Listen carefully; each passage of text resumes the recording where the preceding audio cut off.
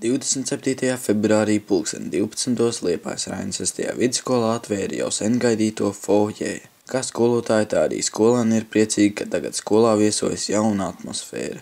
Taču foijē nav vienīgais, kas mūsu skolā nes jaunu izaugsmes iespēju, jo pavisam iespējams, ka mācību gadu beigas mēs sagaidīsim arī ar jauniem gaiteņiem. Nekur vēl neesmu redzējis, cik moderna skolas foijē un tomēr projektors un stilīgi divāni. Un viss tomēr moderns ir, kā var nepriecāties. Vai foijē atklāšana atvieglos skolēnu dzīvi? Pa starpbrīžiem es domāju, ka jā, jo varēs aiziet atpūsties uz dīvainus pasēdēt.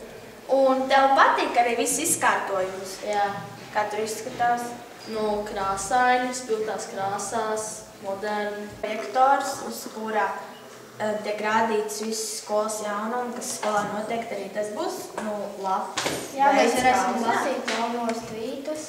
Tā ir laba ideja, bet tomēr ir žēl, ka Raina mozaīka nojauc no sienas. Bet toties tagad laikam taps tas muzejs skola, un tad mēs viņu varēsim apskatīt. Esmu ļoti priecīga, ka mūsu skolā ir tik skaista galvenā ieeja.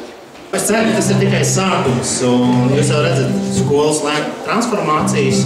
Es ceru, ka jau liecības mēs pasniegsim arī renovētos koridoros, kur jums būs iespēja lasīt žurnālus, skatīties filmas, un būs arī online stendi, proti 6 brīvpieejas datori ar pāri krēsliem, kur jūs pirmā stāva gaitenī varēsiet skatīties draugus, Facebooku, mācīties.